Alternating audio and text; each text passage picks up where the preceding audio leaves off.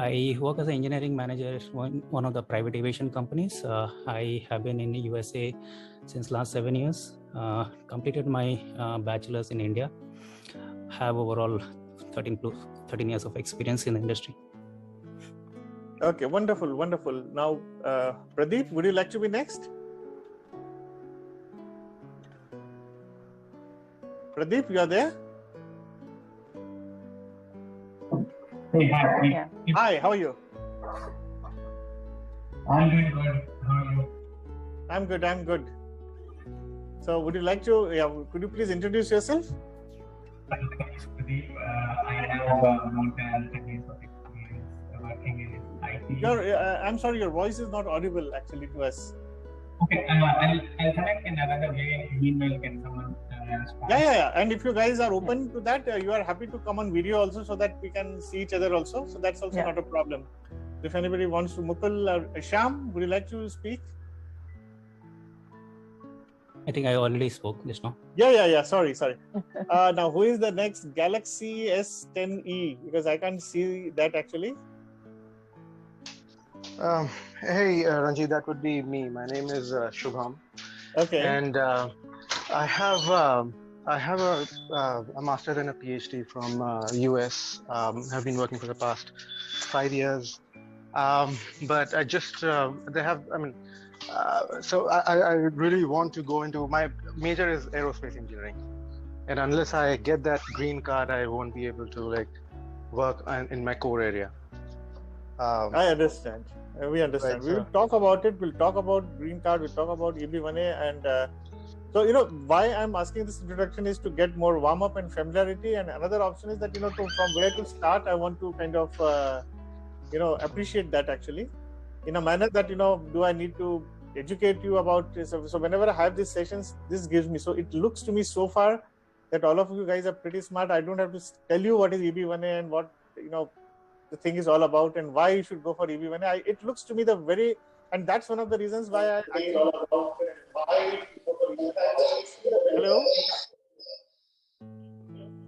Yeah, Pradeep, your sound is, hello? Echoing, yeah. Okay, so that's one of the reasons. So who was speaking? Aerospace. Now, Suresh Martha.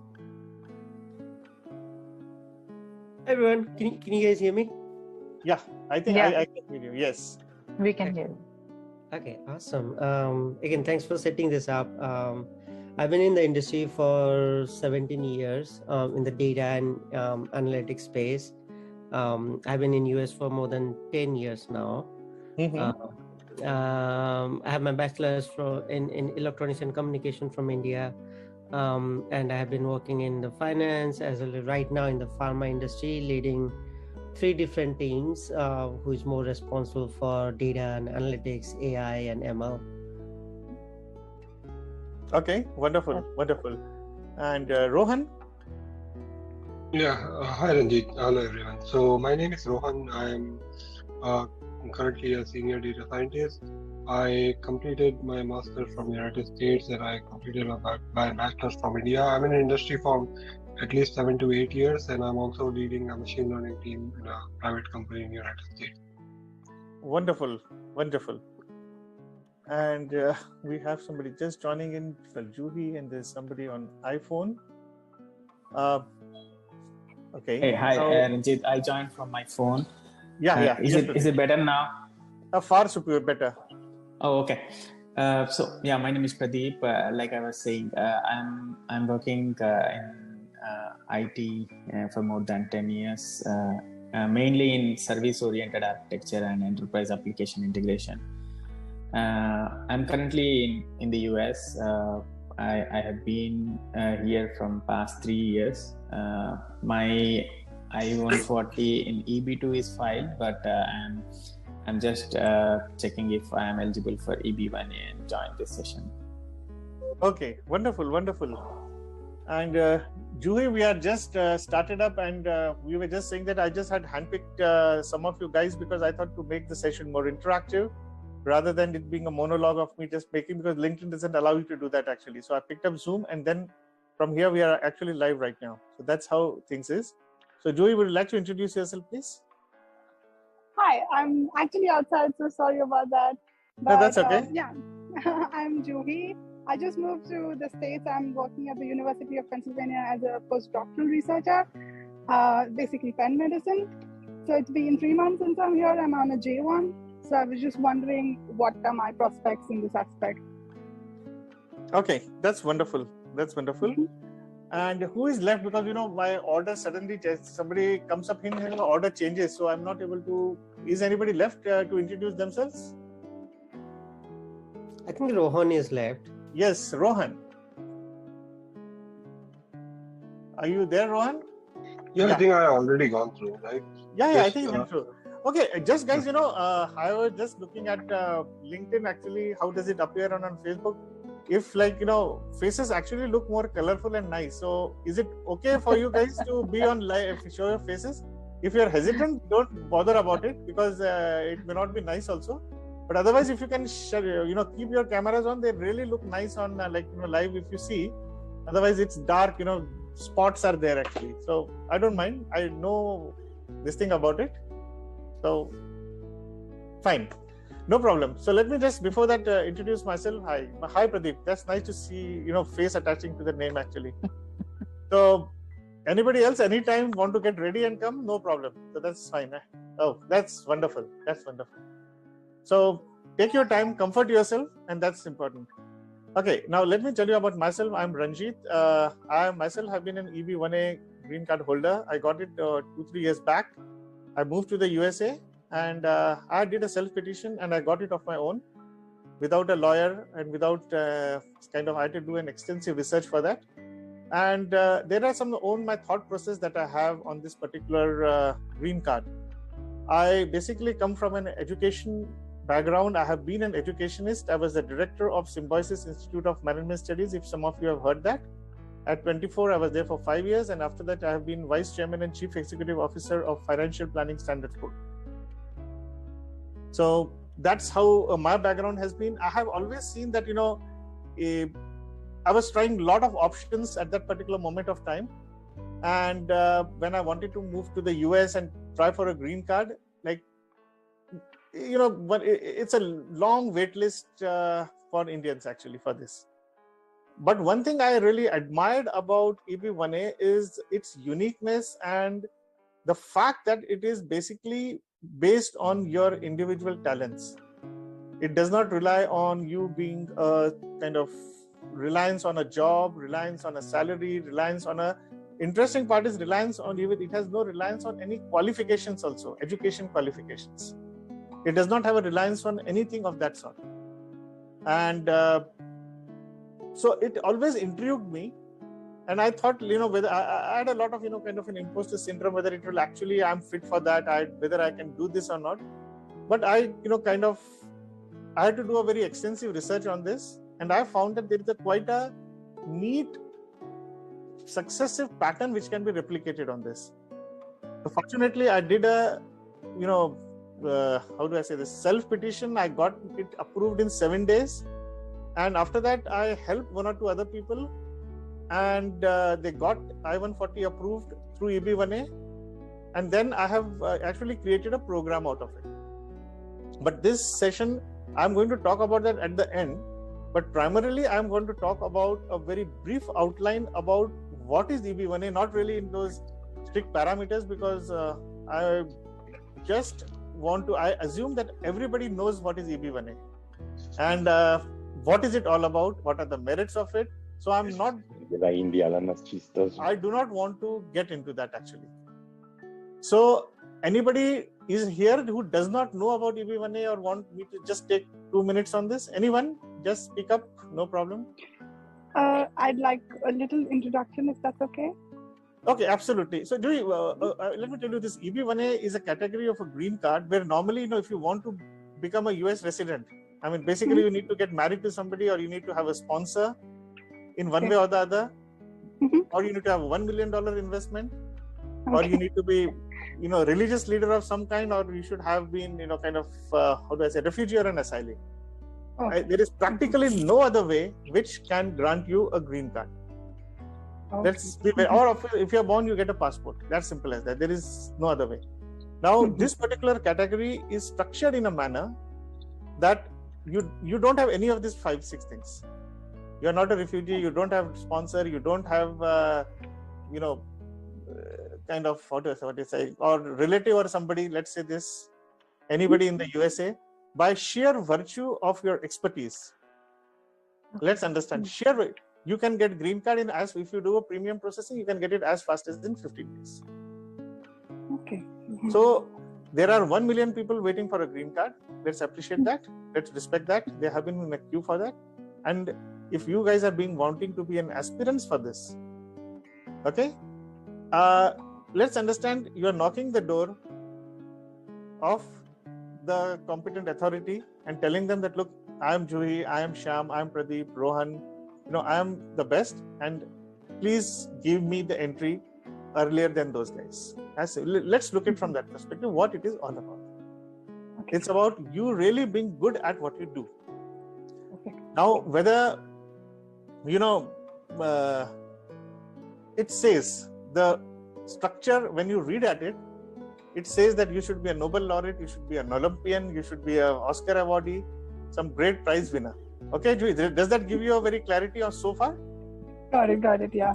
I get an idea. I didn't have anything, let me tell you. And since the people whom I could help and who are there with me right now helping, they don't have it. Nobel Prize or Olympic. I don't know about you, at least I don't have it. So obviously, if you have it, then you don't need my help. I mean, that's simple as that. Okay, now what I did was, I have actually, Seema has helped me to create a presentation actually, which I will just run through it. And if there is any questions after that, we can do that. Is it okay? So I just wanted to give you a brief outline about myself and about each one of you. I just wanted to feel. So just to tell you, Juhi, what we did was, when I chose to do this event on LinkedIn and Facebook, I wanted to make it more interactive. I did an earlier event, but I felt like I was just talking to a blind screen actually. LinkedIn doesn't allow you to do this thing. So it took a little, it was exciting and it was a struggle for us. But what we are doing is having a Zoom meeting and you are actually live. Oh, okay. So this Zoom meeting is going live on Facebook and LinkedIn. Now, how did you guys find me, by the way? You are more from LinkedIn. How many of you are just raise your, how many got you from LinkedIn? Because there are only 2 places you could have come, Facebook or LinkedIn. So how many from LinkedIn?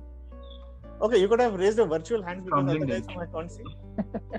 Okay, virtual hand. Just LinkedIn. So I'm just seeing what is getting, and so 1, 2, 3, 4. So LinkedIn has played a more than Facebook. I did share this link on Facebook, but that's good. That gives me an idea to kind of what works and what doesn't work. So let me start off a quick presentation, and if there is any Q&A, I'll be happy to take. Okay. Now you guys can see my screen. Yes. Okay. Now, what happened? Just my screen suddenly turned blank. Yeah. Now this is about a 4-step method which I found is very consistent. You see, I got an opportunity over a period of last 3 to 4 years to interact with over at least 40 to 50 people. Actually, that is one who have got EB1A and what has been their success patterns. Number 2. Having come from an educationist as a background, from being an educationist, gives me that privilege of or the kind of opportunity to even identify those patterns. And in addition, I myself being CEO of one of the education center, which is Financial Planning Standards Board, I used to conduct a certification programs in finance, which is called Certified Financial Planner.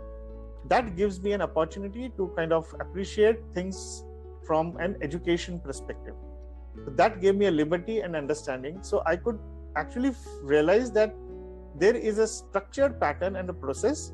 If one consistently follows, it is not about you kind of, navigating through the system for something. It is about you actually becoming a person of excellence in a manner where actually you don't have to try to fulfill the that criteria which are there in the legislation. You actually become the person where your success becomes the EB1A becomes a byproduct of your success itself. Actually, it is, you don't have to kind of fit yourself into the model. The model will fit into your success actually.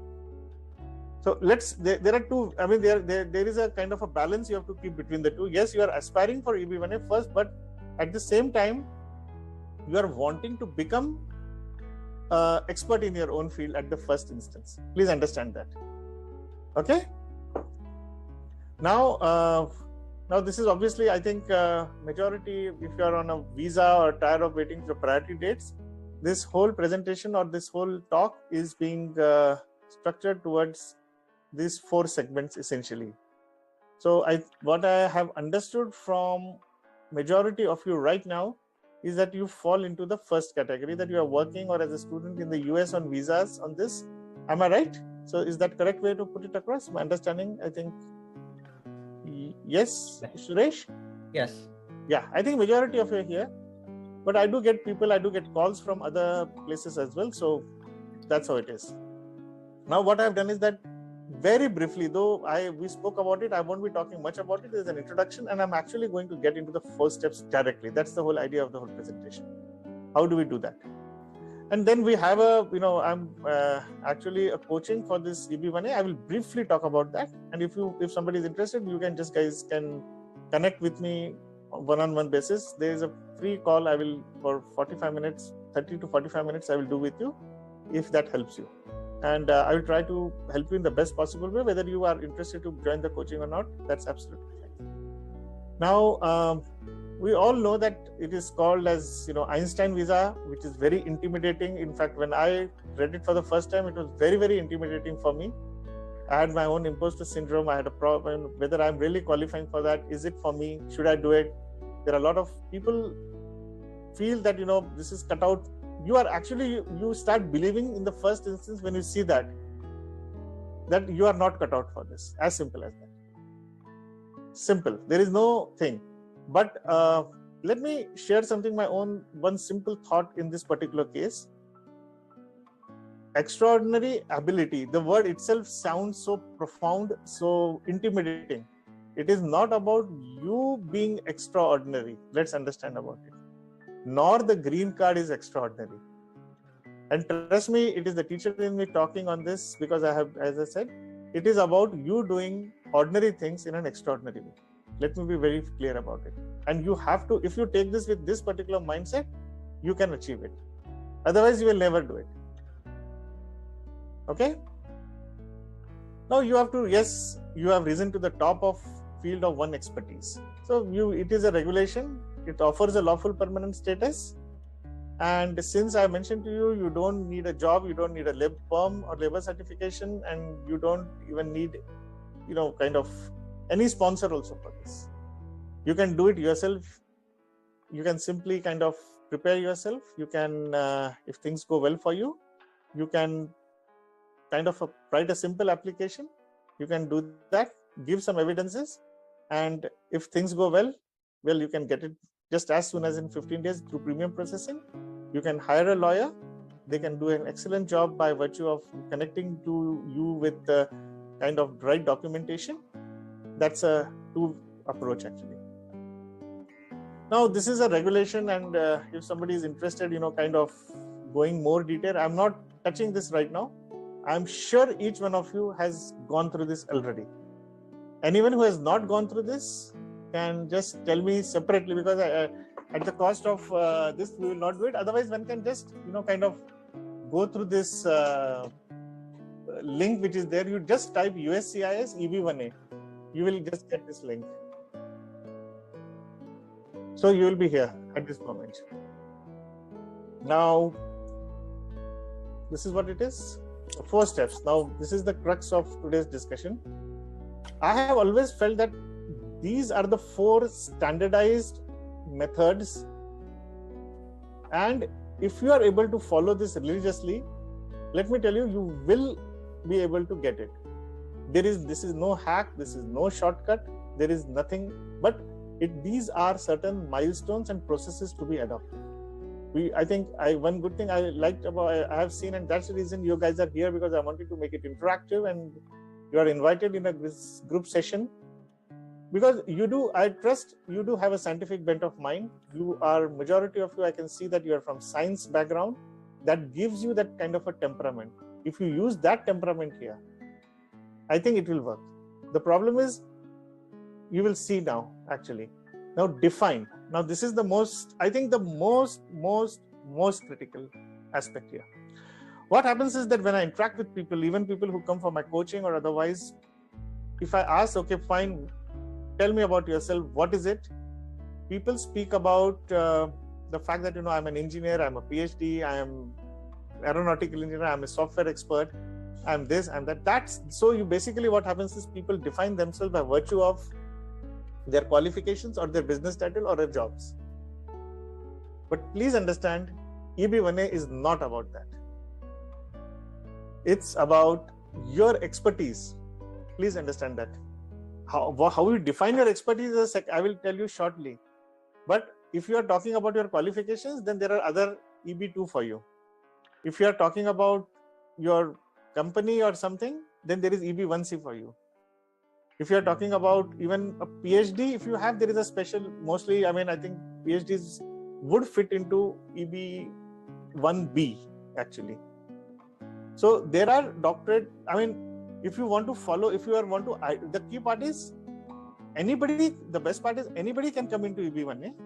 And if you are going by virtue of your jobs or by virtue of your qualifications or virtue of your sponsorship, then there are other channels for that.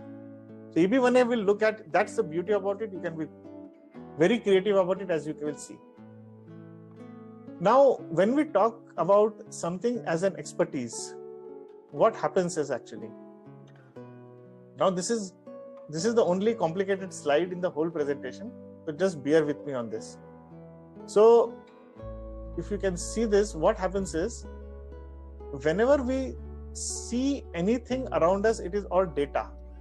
It is just scattered points. When we assimilate the data, it becomes information. If we are able to capture how to use that information, it becomes skill. Next is, if understanding of why that skill is being used is knowledge. Let's say, for example, somebody is an electrician and somebody is a simple electrical engineer. So you know what the difference is between these two things here. And another part is, when do we use the knowledge becomes wisdom.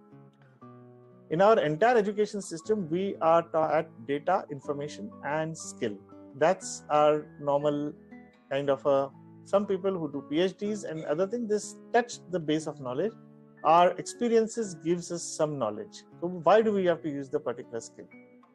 Why Pythagoras theorem is to be used, 10th standard guy will never understand. Even there are a lot of calculus, what is the use of limits, nobody will understand till you actually go and do some practical and then you get some experience.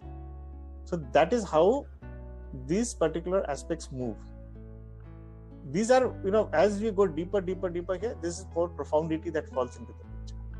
Now, when you say that, I'm a software engineer or I'm this, that, it starts from there. Okay, fine. Where do you stand there first? Understand. Now, it's very tricky. Please understand. You have to see your strengths. You have to see your degree of maturity in terms of learning. Please understand, this has nothing to do with, even if you are a PhD or you are at just 10th standard. Where do you stand in this particular spectrum is very important here.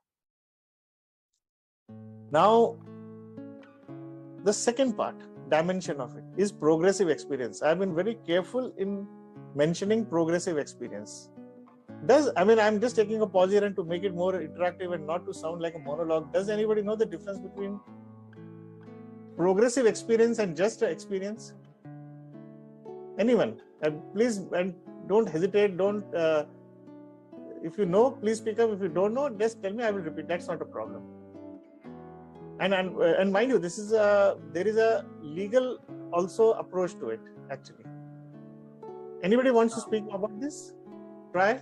Well, I don't have the exact definition, but I think progressive experience would mean if someone is skillful or knowledgeable in one aspect of his or her job.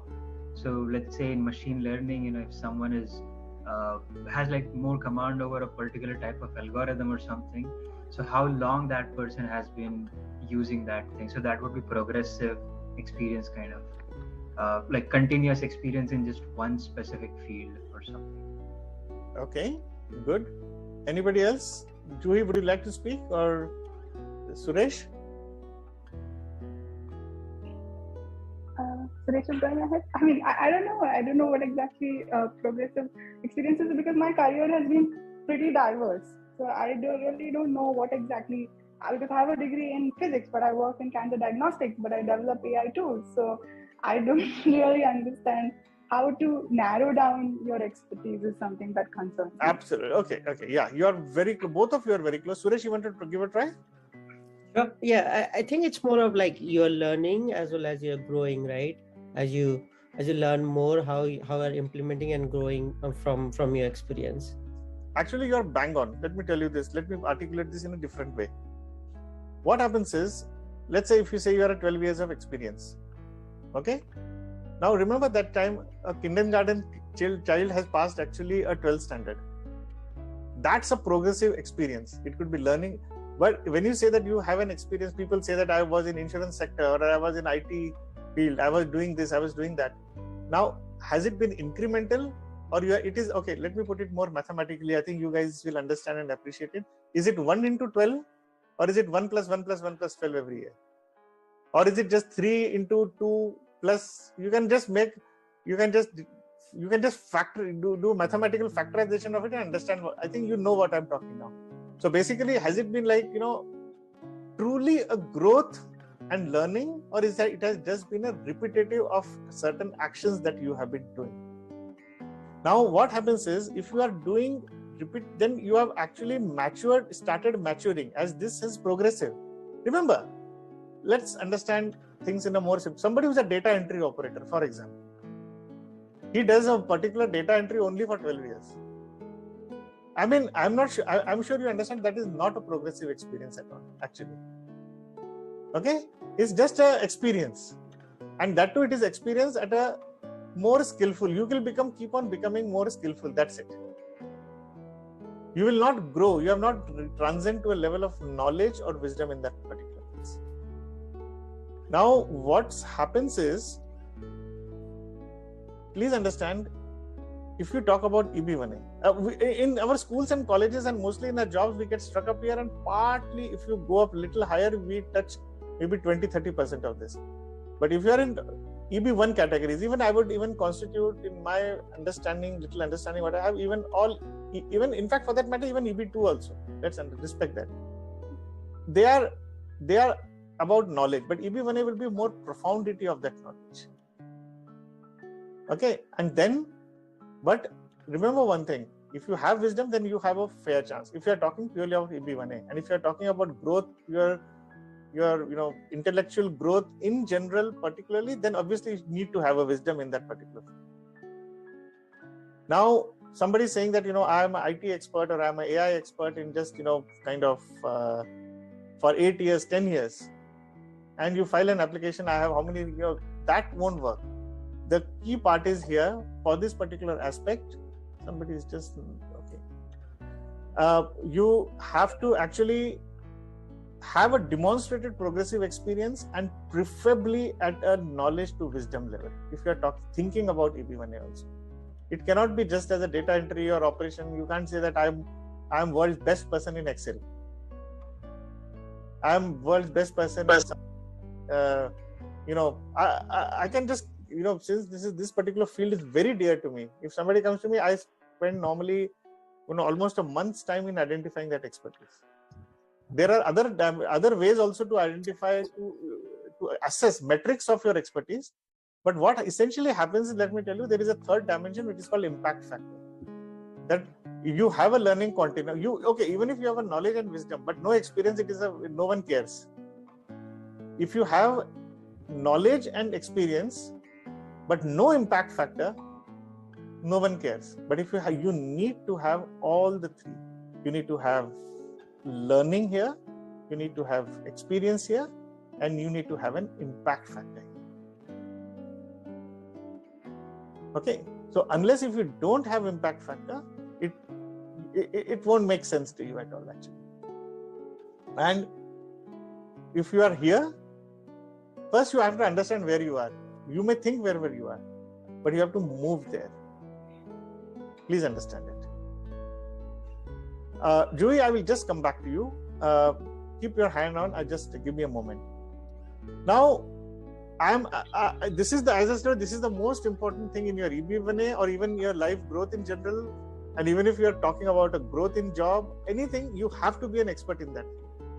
Now, there is another 5 dimensions. These are about defining your expertise. Remember one thing, identifying. But how do you say that you have arrived there? Okay, you are expert. How do you say that? Now, number one, in any expertise, remember one thing, there is always a body of knowledge. Now, do you have that access of body of knowledge in that or know-how of that particular expertise? Then you are an expert. First, I will tell you how to identify that also, actually. At least for your EB1A purposes. And that's my basic, at least, if not anything, at least this will be a takeaway for you for today, actually. So, you will be able to, what is that body of knowledge? Now, any expertise, if you claim an expertise and if it does not have a body of knowledge, it doesn't make sense, anything. There are thousands of content writers, there are thousands of content developers with millions of followers, they claim experience and impact factor, but nothing, no. Okay, this is another part, remember. If you just have a progressive experience also, and impact factor also, but no learning quantum, it will not make any sense. So these 3 things have to be in order for you to be successful. Please understand that. Otherwise, it's nobody.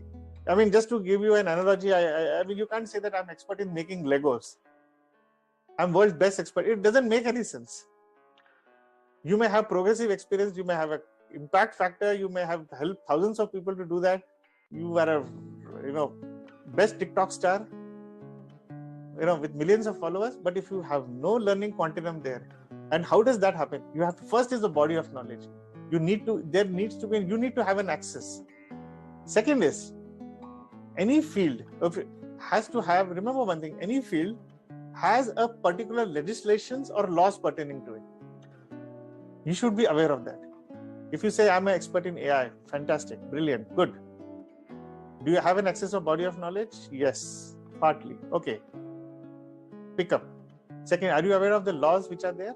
Yes. Then it makes sense. Third, are you actually aware of people who are really successful in that particular field? Who are the true influencers, not about the social media influencers, but true influencers in that particular discipline, who are like gods of those disciplines. Do you know them? How do they talk? How do they walk? What is their views? Do you agree with their views? Don't you agree with their views? If I say I am expert in finance, I mean, Warren Buffett could be one of them, let's say. I may not be even close to him, but at least I know what he means to me, what he means to the discipline, and what discipline means to him. So third thing that you need to have that in picture. Okay, Mukul, I will come back to you and both Joey. Now, this is the third kind of a very strong thing that you should have. Fourth, which is again very, very important, is actually, do you know people who talk about it? It could be Congress, it could be legislators, it could be at a global level, it could be like, who are those people who talk about it? Autonomous vehicles. We have one person in my program who is actually expert in an autonomous program, autonomous vehicles. Somebody is expert in, let's say, DevOps. Okay, which is the literature, which is body of knowledge, that makes a difference for you. And the last and most important equally is that, you see, remember, is that subject being spoken about in a public forums, in a PR, in the newspapers? Do you see that happening? Because your relevance of your expertise will be determined by that. If you know these 5 things, if you have captured these 5 aspects, then and if you have niched down your expertise, then you have made it. Otherwise, you are simply wasting your time. You don't know what you are doing. Let me be very clear. As far as at least even I have seen generally guys who have, what we have started doing is in our program, we have actually started inviting a lot of EB1A guys who have got it over a period of last 3 to 5 years or even before. Then we realize that there is a successive pattern for that actually. there is a clarity of thought, purpose, and action in terms of their expertise. Everybody is aware. Somebody is expert in DevOps, somebody is performance testing, somebody is talking about, when they talk about finance, it's very, very specific. My field, it was finance. It was very focused and very specific. Fintech, yes, it can be very specific. You have to go into narrow. You have to be best in your field for that particular purpose. You don't have to be Einstein. Now that exactly is the point about it. You don't have to be Albert Einstein. You don't have to be, if there is no, let's say, if you say that you are good in AI, it's even very broad subject. Even you can narrow it down. That's the key takeaway today for you. How to just narrow it down. And once you narrow it down, you are good enough actually. Now, I will just take a pause and I will be happy to take questions from Juhi first. Yes, Juhi. So in the scientific field, when you say impact factor, do publications count? Because that is the only growing quantification of the work I do per se. Okay, what happens is that you are doing. Okay, I will be very frank with you. That is just one of the metrics. You see, impact factor is nothing but a metric, right? Yeah. Okay, now is that the only metric for your field? Or can there be any more metric? Grant applications or... Exactly. Now we are talking. Okay. Can the business, can it be monetized? Have you done that? Have you contributed to the monetization? Yeah. Okay, we have to do that. If not, we have to work towards it. Okay. Got it. Okay. The fact remains, if you are ignoring these 3 dimensions, and if you are ignoring those 5 aspects, you will not get your EB1A. You see, it is about you being an expert first. Please understand that. If you're not an expert, you will not get it. As simple as that.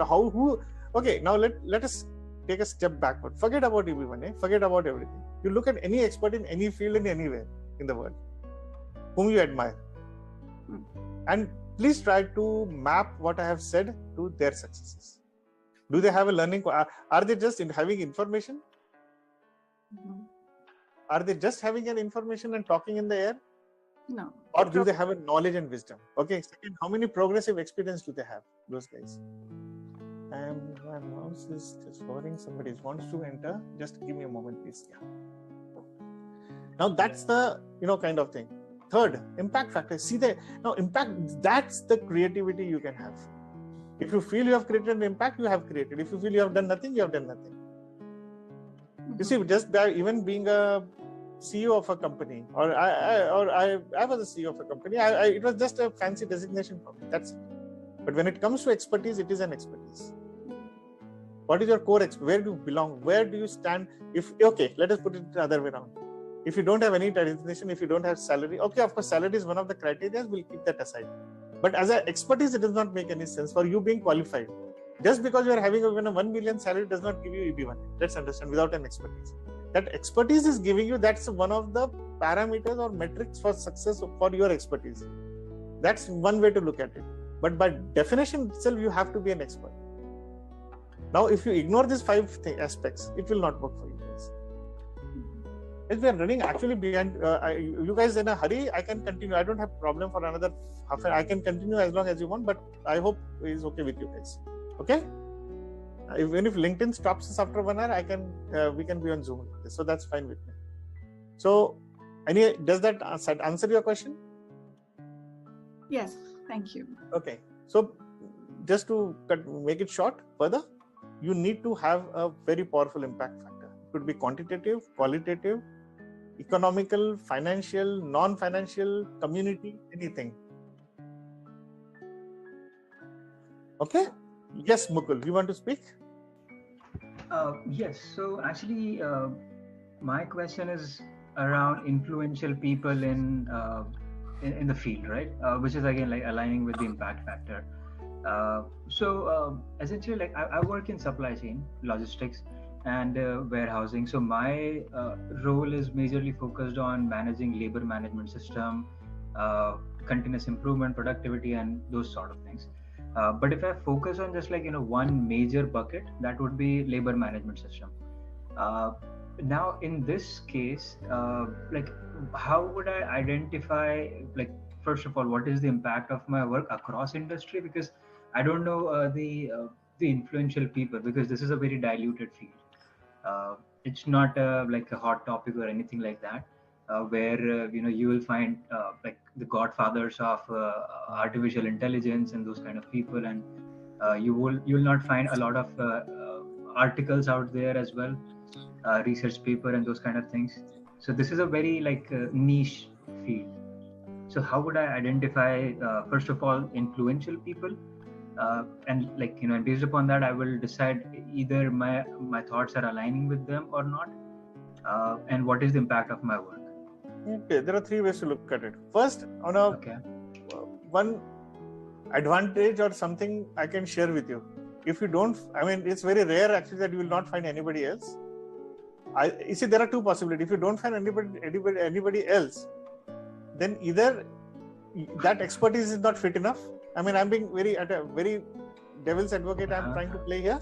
Or second option is, second way is actually, but if you can see those 5 aspects which I told you, that there is a body of knowledge, there is one or two things you are not able to kind of identify, they can be identified, because I'm sure there is a literature for that, right?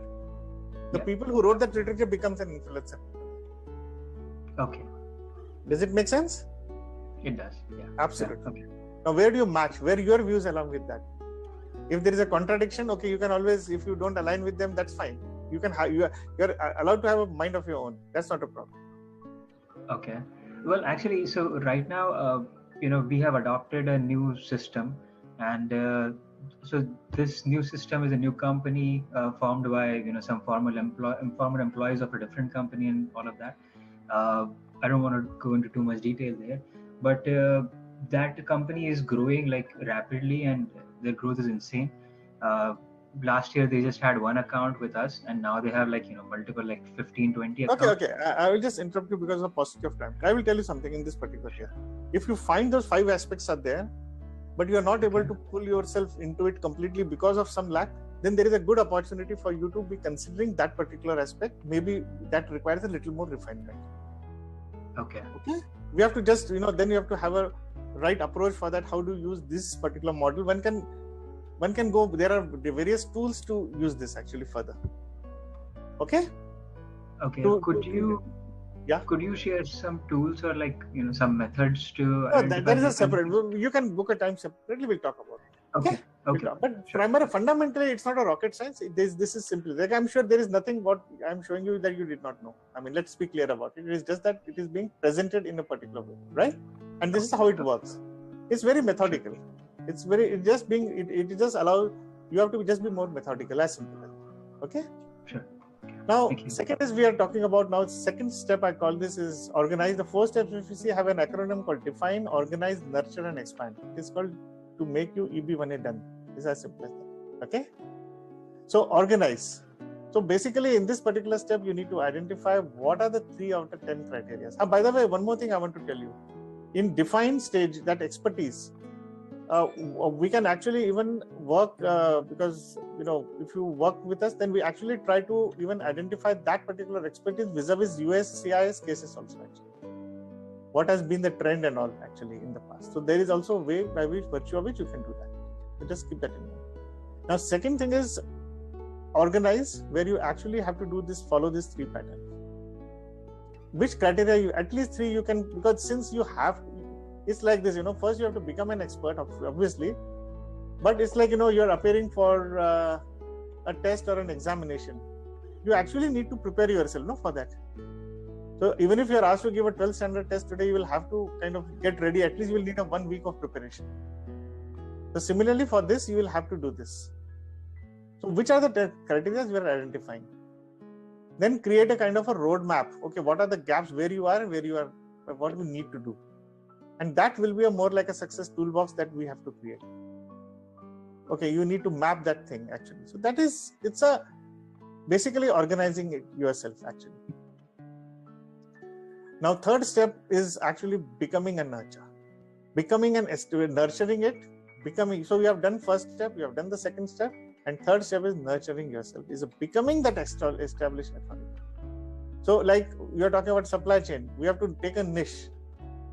So Mukul should be equal to that particular supply chain niche, and that niche should be equal to Mukul.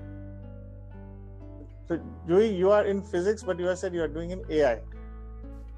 Not really. I'm a physicist, but I work in medical physics, and I am also working on AI. So, but all for cancer research. So it narrows down to cancer research. Absolutely. Let's say so. Jewish should be equal to cancer research, and cancer research should be. I'm just giving you if that is your expertise. A cancer research for, you can be more specific if you want to ask me. Cancer research for diagnostics.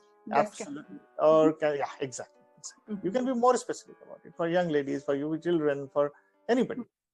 It's like, think that you are becoming, I think it may not be 100% a good analogy, but I think it's like, let's take I think you have given a nice idea of saying that, let's say if this were a medical field, let's say, being more specific is like being more specialized, right? Yeah. So, child ortho dentist, I mean, that's like, okay, that what he exactly does. So basically you have to have that thing in your discipline, whether it is AI, whether it is mathematics, anything that you speak about. Like, for example, when you say that I'm expert in mathematics, you don't say that you're expert. I'm an expert in, number theory. You are expert in that. You understand where I'm coming from now? So be more specific, be more focused. You can't be expert in 10 things. Yeah. Okay? So please appreciate it. And I think that will work for you guys. And becoming an established authority. Now we'll come to that, how it has to be done and what are the tools to do that and what are the ways how you can do it. But I think I have a question from Abhijit. Yes, Abhijit. Yeah, I think you haven't introduced us, so you'll have to quickly do it for seconds. Hello, Ranjit sir. Thank you so much for this initiative and meeting started. So really appreciate for your initiative.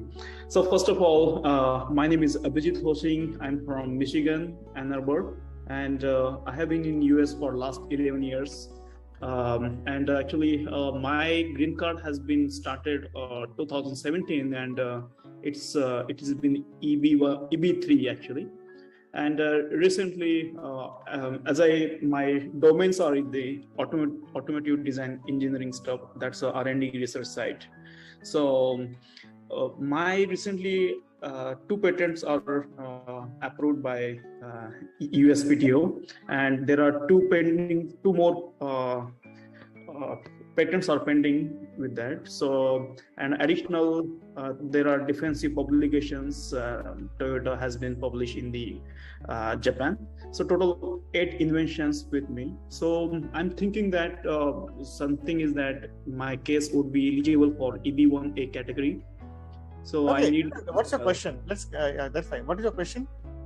My question is that does patents with me that is eligible for getting EB1A? Okay, please understand. I think you saw the metrics for definition that define. Did you see that, or you came late?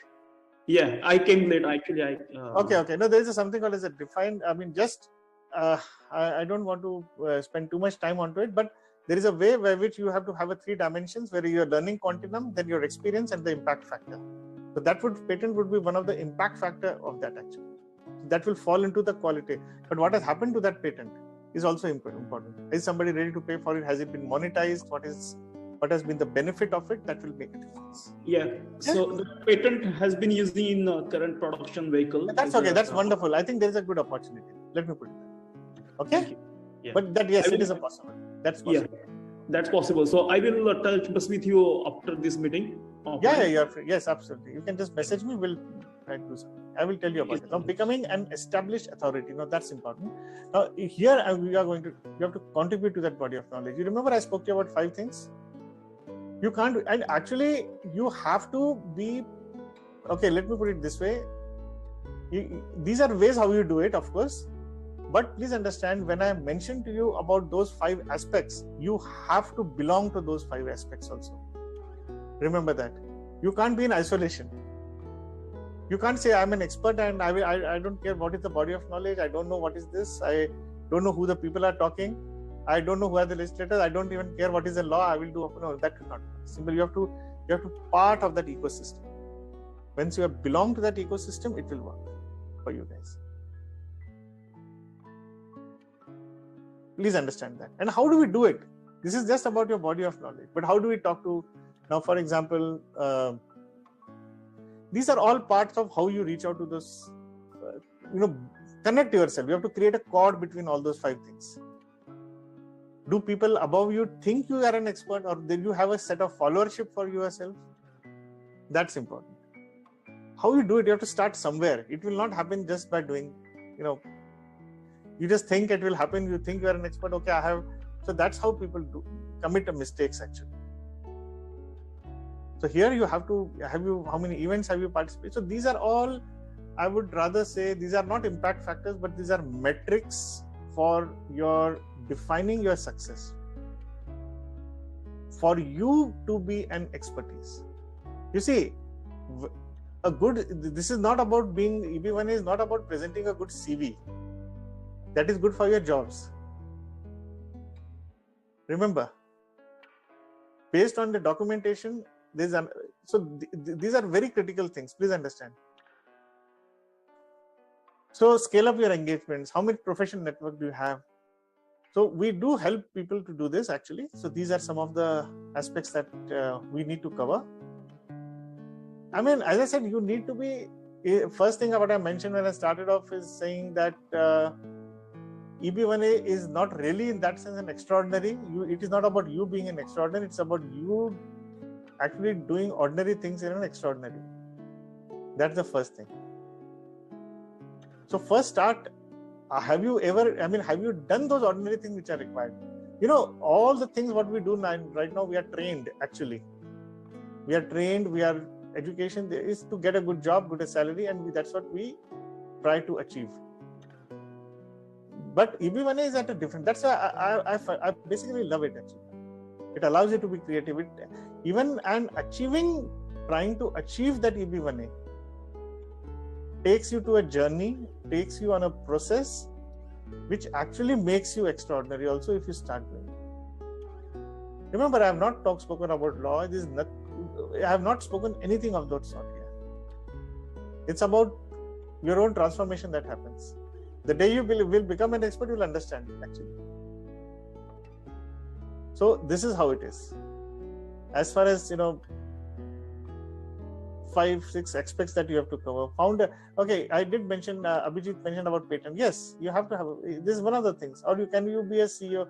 Can you do something else actually? How do you create and demonstrate an impact factor? These are the things that happen. Yes, and the most important one, bring your individual brand. If you have everything, but if you don't have a brand persona, it won't impact actually. There are in some cases it can work also, but it is good that if it is here, if you are able to do that also. Simple. Somebody Googles you. What do they see about you? I mean, it's a very crude way I'm sharing with you. It's a crude. What do they see?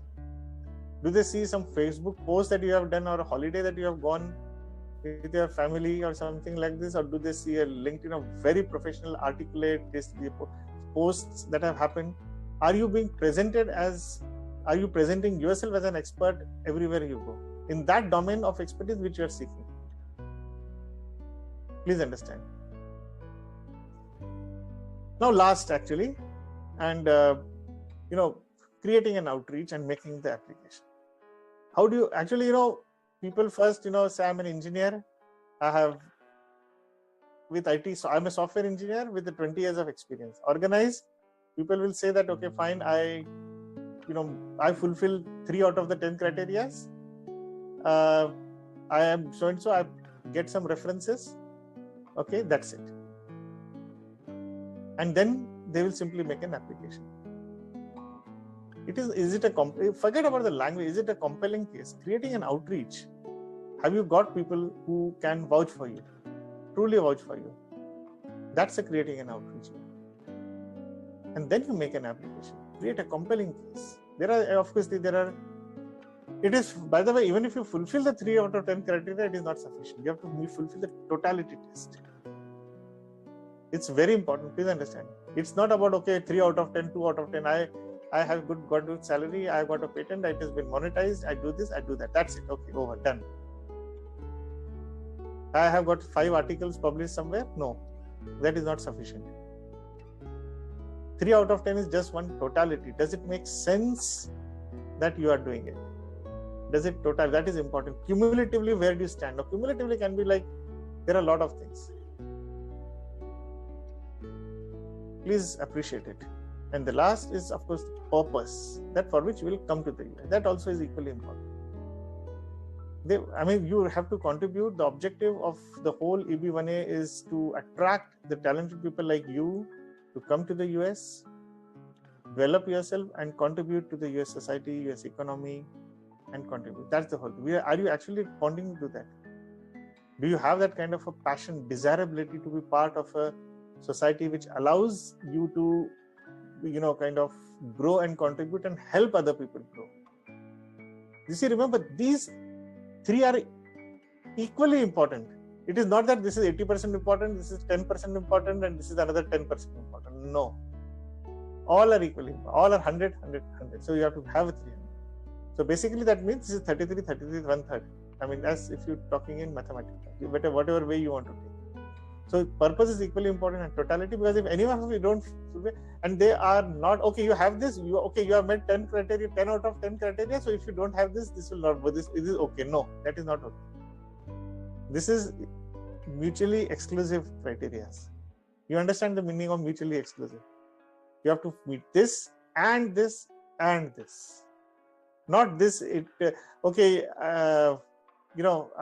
meet 6 out of 10 criteria. I have this, but my case was not compelling. Okay, I will work in the US, but this is not there. No, it will not work.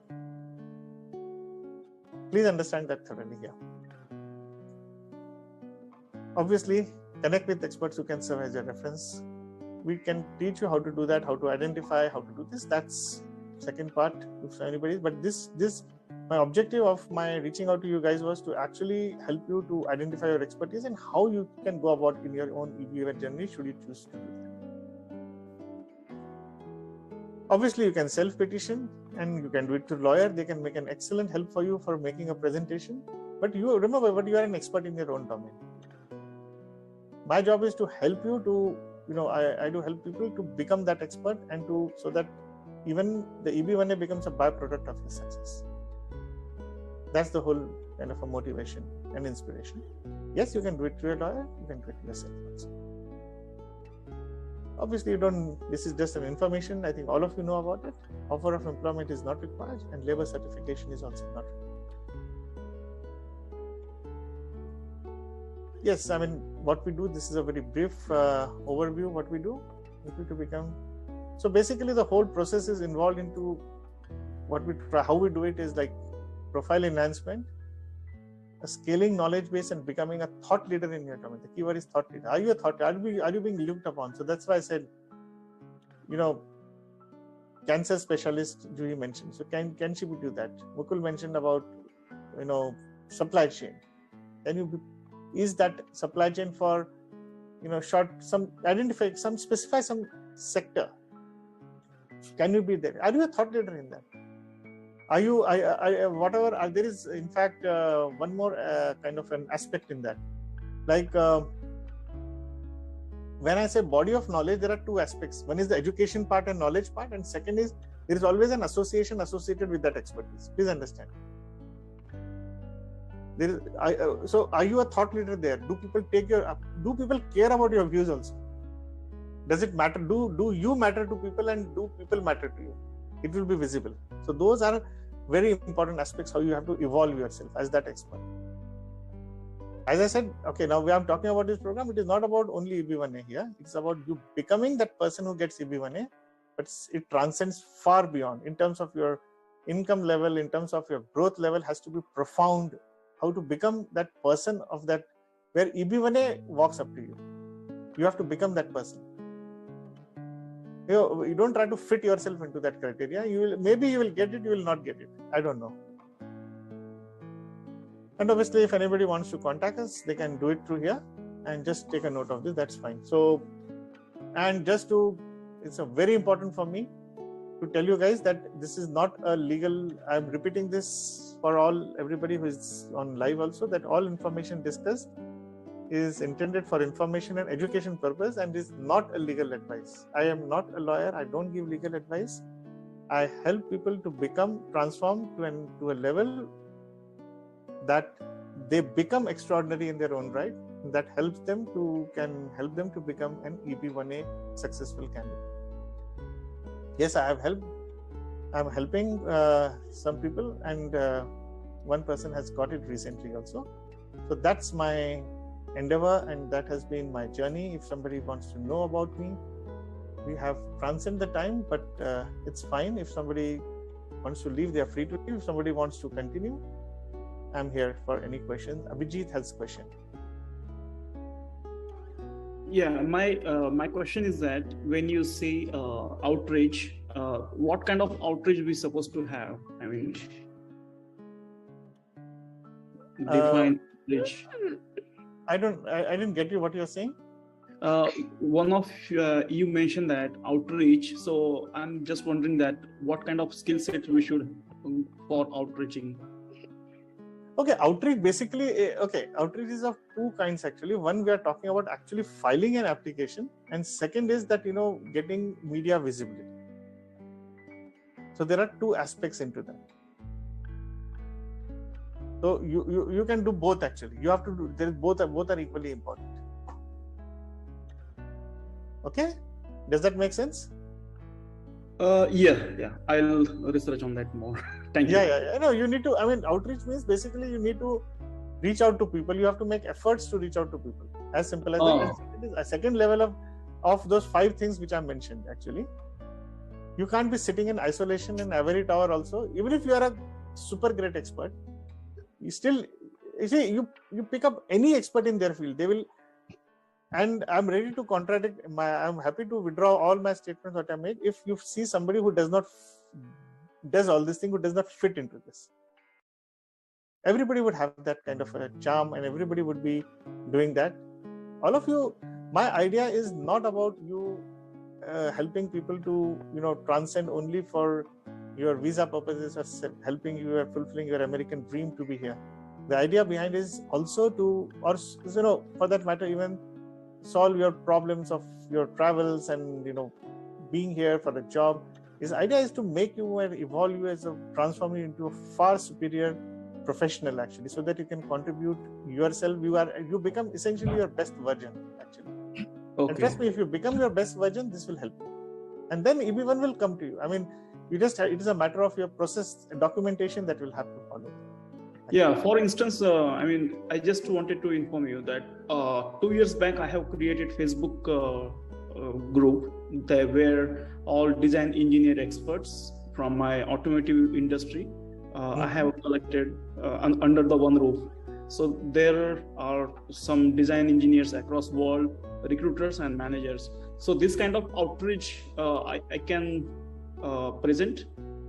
Yes, it has. You see, this is a way to create an outreach. By itself, it may not be an outreach, but what impact it has had on them because of your contribution is very important. Okay. Yeah. People are getting, I'm helping people to connect, that my expertise, for example, in my critical skill sets, some recruiters, some companies wants that. So I connect them. So I can present that to USCIS. That is what you're saying. That is a way. You see, there are ways and how that can be kind of manifested for the purpose of USCIS is a matter of discussion at a very intense level actually, which is outside the scope of today's presentation. Let me tell you, but it is possible. If you are interested, you can contact us. We can discuss more about it in case you want our support. Otherwise, obviously, these tools what we have given you should be able to help you to kind of embark on your own journey. Yeah, I will definitely connect with you after this meeting. Yeah, sure, definitely. You are always welcome. Yes, Mukul, how can we help you? Sorry, I didn't realize I was on mute. No, that's okay. So this is again a specific question, not looking for exact answer, but more a directional response that you could help me with. How does qualifications matter here? For example, if I have a PE license, professional engineering license, would it weigh my application or? Okay, let me explain to you. It may just aid you to demonstrate not your authority, but your locus to talk about that particular subject. Does that make sense? Yeah. I think I have tried to explain to you the most simple, most minimum words I've tried to explain to you. It just gives you a locus to kind of, okay, let's say for example, maybe let us put it this way. You are what's your qualification? Industrial engineer, right? Industrial. Okay. You are married?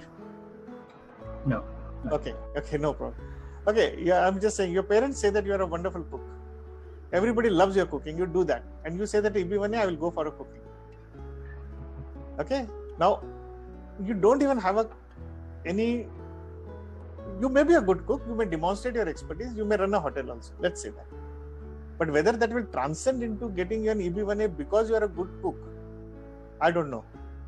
Have you written some books? Do you have an authority over cooking? Now that do you have a qualification? You see, qualification by itself may not aid, but it may just help you to say, because the keyword, I have not gotten into legal aspect of this.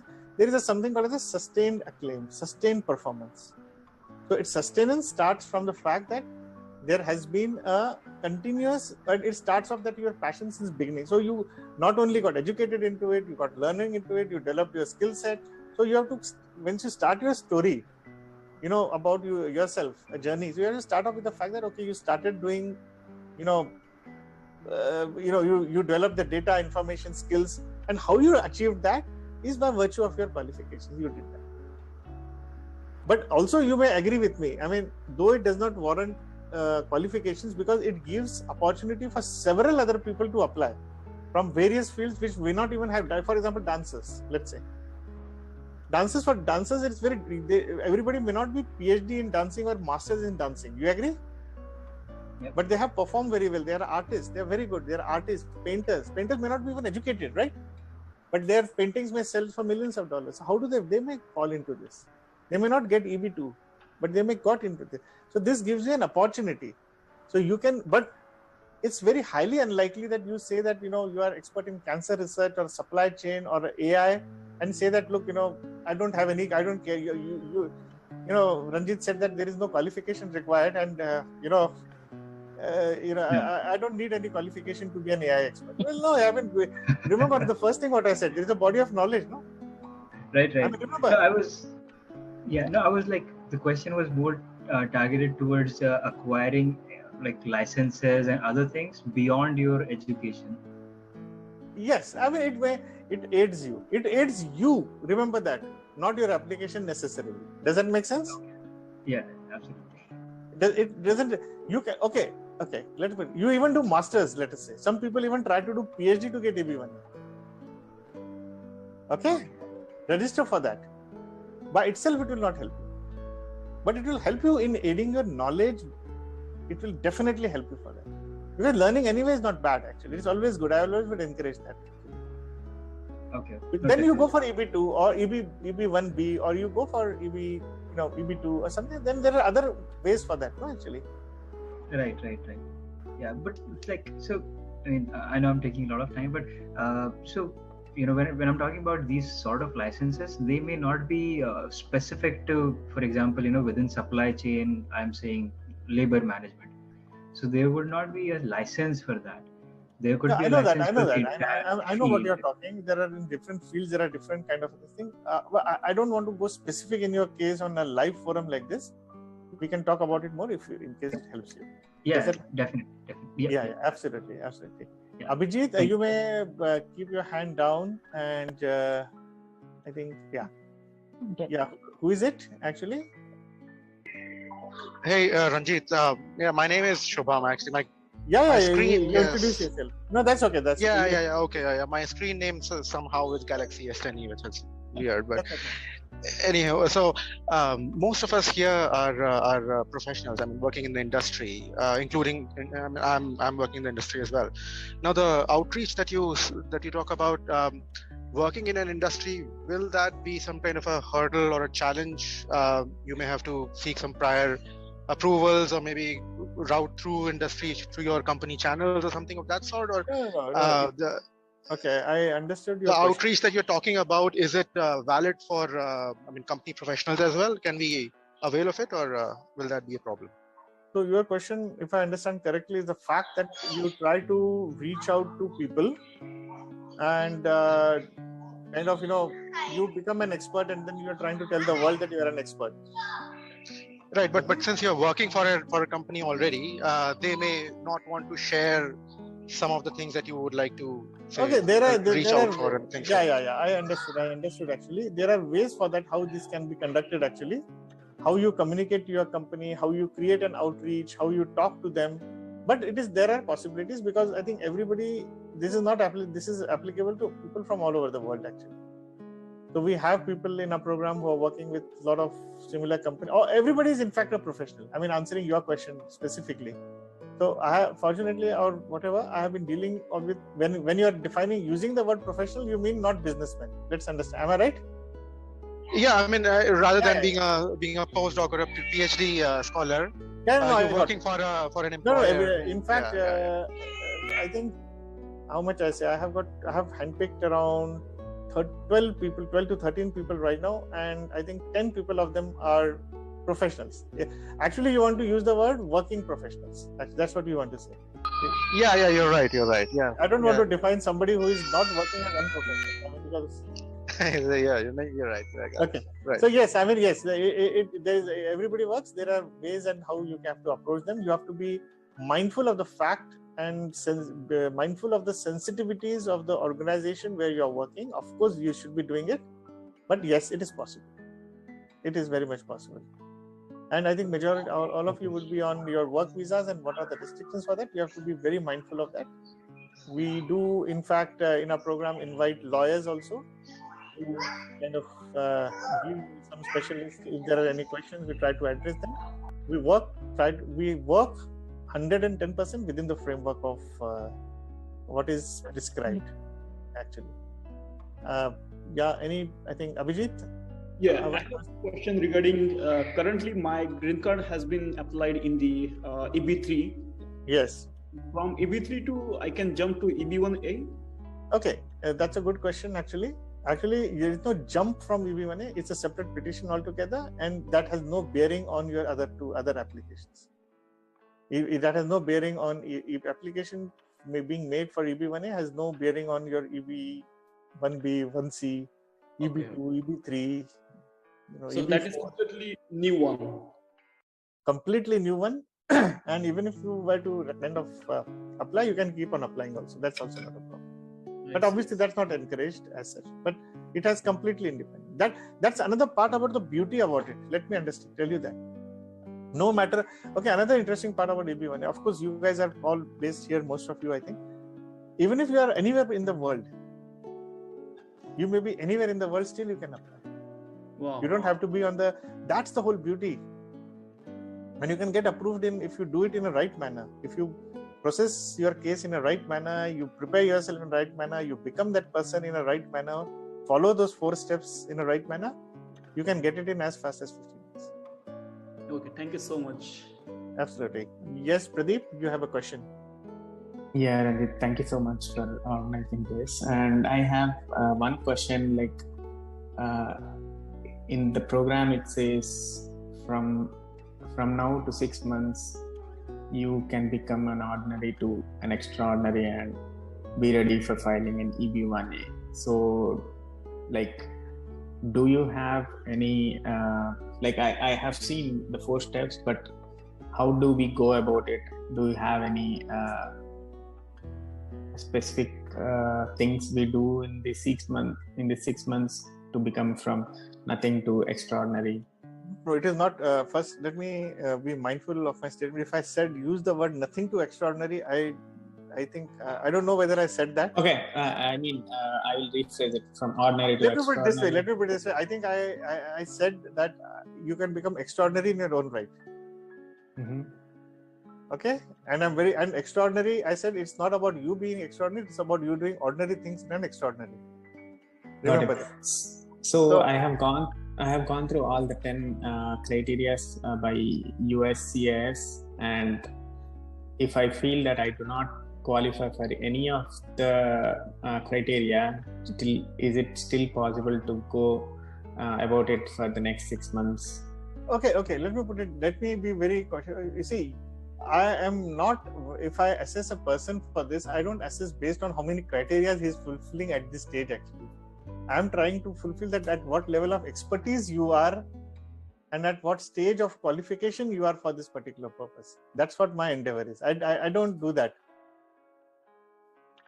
So I'm, since you asked about the program, I'm just sending you guys okay, this is not, it went only to one particular person. Just a second. Yeah, rather than everyone, I'm just giving you guys a link. If you want, this is more about the program actually. So you can just download this for your information if this helps you. So that's one part. Any other question, anything, or should we call it off? So that's it. So anyone who is interested, or if you want any, kind of a guidance, they can free to, kind of get back to us.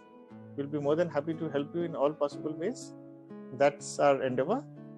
So thank you very much for sparing your time. And if it has, kind of helped you, do log into my, since you have Facebook or a LinkedIn page and, connect with me, I'll be more than happy to help you on an ongoing basis as well.